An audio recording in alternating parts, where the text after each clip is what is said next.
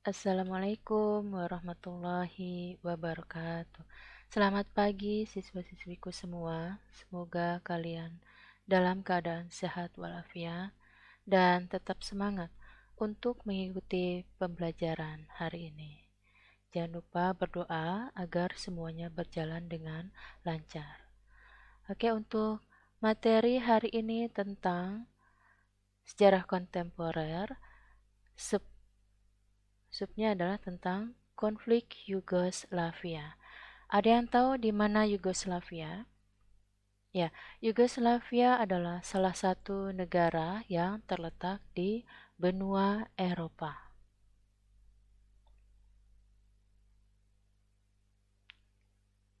Oke, latar belakang konflik di Yugoslavia.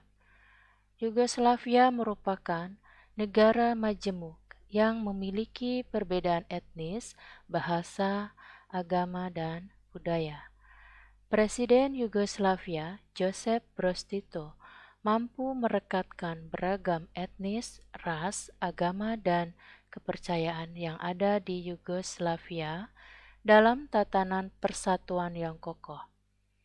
Akan tetapi setelah Josip Broz Tito wafat, terjadilah pertentangan antar etnis dan ada keinginan untuk melepaskan diri dari Yugoslavia. Beberapa faktor yang mendorong timbulnya konflik Yugoslavia antara lain munculnya konflik lama setelah meninggalnya Presiden Josip Broz Tito. Konflik tersebut disebabkan oleh perasaan kesukuan yang besar di antara negara-negara bagian Yugoslavia. Kemudian yang kedua, terjadinya krisis ekonomi dan lemahnya pemerintahan pusat pada akhir 1980. Yang ketiga, ambisi Serbia untuk mempertahankan Yugoslavia yang tidak mendapatkan tanggapan positif dari negara bagian lainnya, karena Serbia dinilai terlalu mendominasi kedudukan di Yugoslavia. Yang keempat, berkembangnya pengaruh glasnost dan perestroika yang dikumandangkan oleh Presiden Gorbachev dari Uni Soviet. Oke, jadi hal yang tidak boleh dilakukan adalah perasaan kesukuan yang besar karena hal ini bisa menimbulkan konflik, ya. Oke, lanjut ya. Konflik Yugoslavia berawal ketika Slovenia dan Kroasia memproklamasikan kemerdekaan pada 26 Juni 1991. Kemerdekaan kedua negara tersebut mendapatkan pertentangan dari Serbia yang menginginkan bersatunya negara-negara bagian menjadi satu kesatuan di bawah Yugoslavia. Akan tetapi, dengan campur tangan masyarakat Eropa, gencatan senjata di Slovenia berhasil dicapai dan semua pasukan federal berhasil ditarik dari daerah Slovenia. Kemudian proklamasi kemerdekaan Slovenia dan Kroasia ternyata memberikan dorongan bagi Bosnia-Herzegovina untuk melepaskan diri dari Yugoslavia dengan meminta pengakuan dari European Community. Pemisahan ini ditanggapi oleh Serbia dengan serbuan dan pembantaian warga Bosnia-Herzegovina pada tahun 1992. PBB pun akhirnya menjatuhkan sanksi kepada Serbia.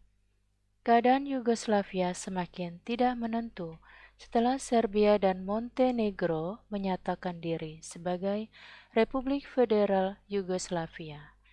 Pada tanggal 27 April 1992, dengan mengakui kemerdekaan 4 negara bagian lainnya, namun komunitas internasional menolak kedudukan Republik Federal Yugoslavia sebagai pengganti Yugoslavia. Penyelesaian konflik Yugoslavia. Untuk menghindari konflik yang semakin berkepanjangan, pada tahun 1992, PBB membentuk UNPROFOR, United Nations Protection Force, yaitu pasukan perdamaian yang ditugaskan untuk menjaga perdamaian di negara-negara pecahan Yugoslavia. Pasukan ini terdiri dari negara Amerika Serikat, Jerman, Inggris, Prancis, dan Indonesia. Pihak-pihak yang terkait dalam Perang Bosnia akhirnya setuju untuk berdamai dan melakukan perundingan. Akhirnya diadakan perundingan perdamaian konflik Yugoslavia.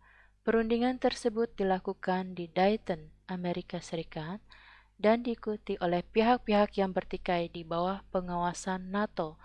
Dalam perundingan tersebut, Bosnia diwakili oleh presidennya, yaitu Alija Izetbegovic.